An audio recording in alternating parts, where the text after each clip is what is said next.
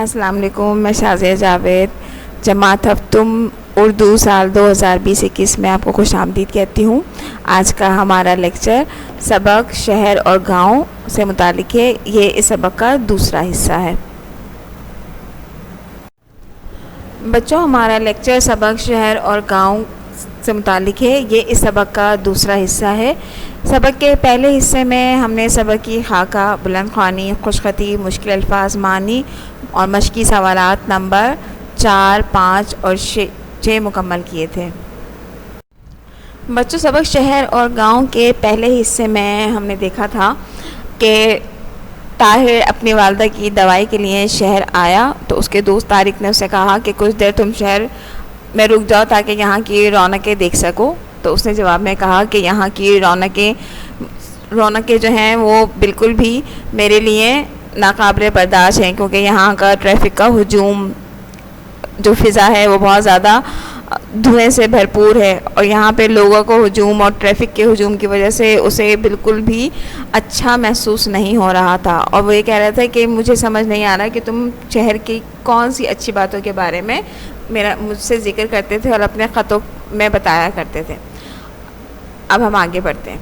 ताहिर की कड़वी बातें सुनकर तारिक बोला, दोस्त, गांव में क्या है, एक मामूली सी दवा तो वहाँ दस्तयाब नहीं जिसके लिए तुम शहर आए हो। अभी तुम कह रहे थे कि ज़्यादा ताख़ीर हुई तो बस निकल जाएगी और फिर तुम्हारा गांव जाना मुमकिन नहीं होगा। इलाज के लिए अस्पताल नहीं, तालीम के लिए अच्छे तालीमी इदारे नहीं, रोज़गार ना होने के बराबर है। बिजली ना होने की वजह से शाम होते ही पूरे गांव में खामोशी छा जाती है। हर तरफ अंधेरा ही अंधेरा होता है।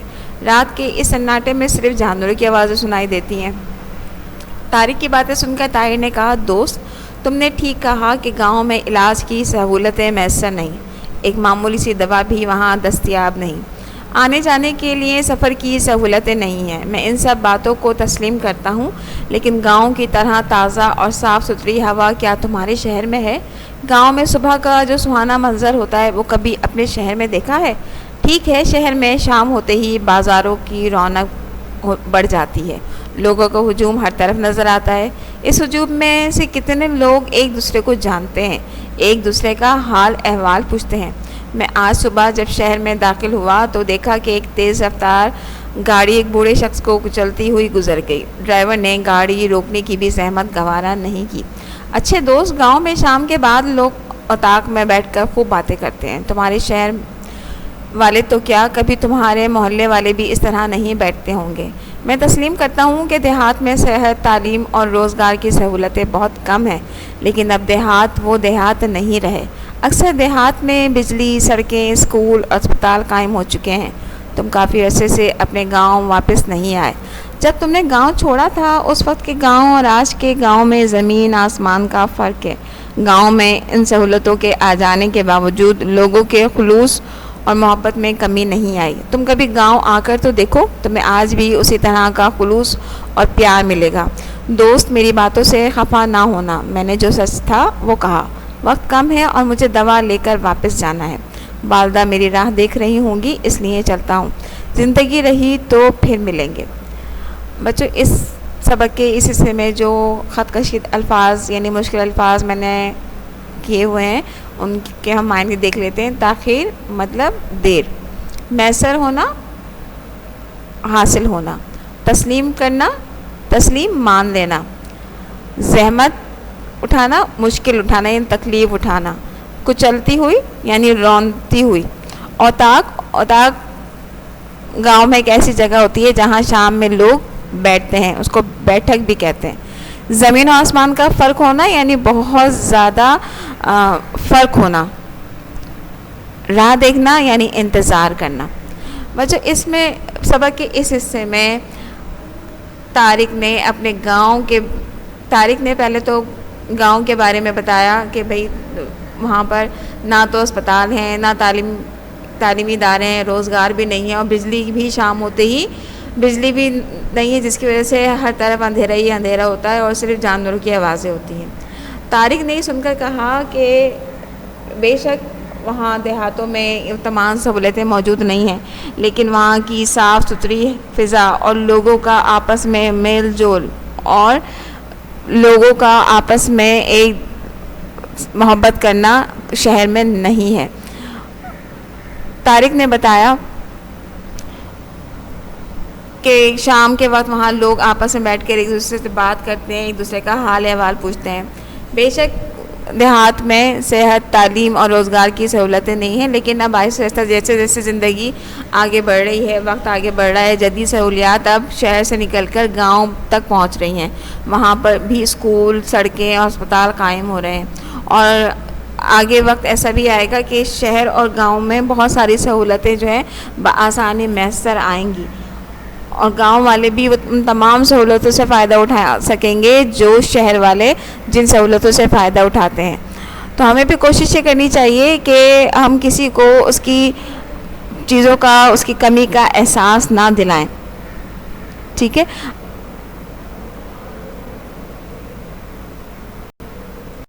बच्चों, सबक के इस हिस्से में जो आपका मश्की काम है वो सवाल जवाब है।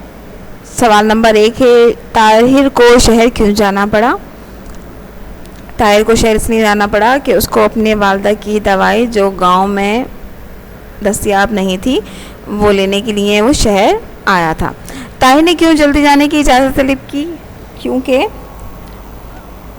उसकी वालदा उसका इंतज़ार कर रही थी और रात होते ही गांव जाने वाली बस जो है, अगर देर हो जाती है तो उसको गांव जाने वाली बस भी ना मिल पाती। उसके बाद है कि ताहिर ने गांव से मुतालिक क्या ताना दिया? ताहिर ने तारिक को गांव से मुतालिक ये ताना दिया कि गांव में ना तो अस्पताल हैं, ना तालीमी इदारे हैं, ना रोज़गार है और ना ही बिजली है, जिसकी वजह से हर तरफ अंधेरा और सिर्फ जानवरों की आवाज़ें आती रहती हैं।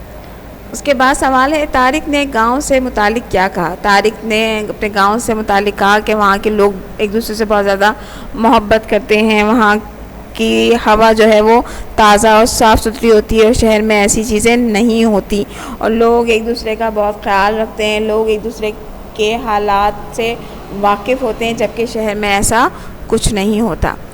अच्छा, सबसे लास्ट सवाल जो है कि आपके ख़्याल में दोनों में से किसकी बातें दुरुस्त हैं और क्यों? ये सवाल आप लोगों ने अपने अल्फाज में तहरीर करना है और ये बताना है कि आपको किसकी बातें ज़्यादा सही लगी, ताहिर की या तारिक की। ठीक है बच्चों। अच्छा, अब काम करने के लिए आप लोग, इससे पहले वाले हिस्से में मैंने कहा था, सबक के पहले हिस्से में मैंने कहा था कि इंडेक्स ज़रूर मुकम्मल कीजिए और निसाब का जो सफ़ा है उस पे भी अपना काम मुकम्मल कर लीजिए ताकि आपके निसाब का सफ़ा भी साथ साथ मुकम्मल होता रहे और आपकी इंडेक्स पर भी रेड मार्किंग हमें ना करनी पड़े। ठीक है। तो कोशिश किया करें जब भी कोई काम करें तो अपने इंडेक्स को साथ साथ मुकम्मल कर लें और काम को करने के बाद उसको याद करना भी शुरू कर दीजिए, क्योंकि एग्ज़ाम के लिए आपको तैयारी इस तरह हो जाएगी और आपको इम्तिहान के दिनों में कोई परेशानी का सामना नहीं करना पड़ेगा। ठीक है बच्चों, अपना बहुत ख्याल रखिएगा, अपनी सेहत का, अपनी सफाई का और अपने इर्द गिर्द रहने वाले लोगों का भी बहुत ख्याल रखिएगा। ठीक है। अल्लाह हाफ़िज़।